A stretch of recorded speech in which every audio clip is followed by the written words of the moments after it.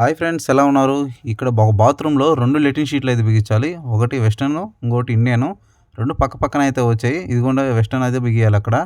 దీన్నైతే నీట్‌గా టైల్ అయితే వేసింది. టైల్ ఏయకముందైతే దీన్ని చేయాలి. అంటే అలా జరిగిపోయిందనమాట. టైల్ ఏసేశారు. ఇప్పుడు మనం ఏం చేసేదేముంది, మొత్తం పగలగొట్టి నీట్‌గా తీసేసాను. నేను చుట్టూరు ఖాళీ అయితే పెట్టుకున్నాను. ఇప్పుడు దీనికైతే పీ డ్రాప్ ఉండాలి. అందుకోసం ముందుగస్తు ప్లాన్‌తో నేను పీ డ్రాప్ ఆల్రెడీ సెట్ చేశాను దానికి. డైరెక్ట్ దాంట్లో కూర్చోబెడితే సరిపోతుంది.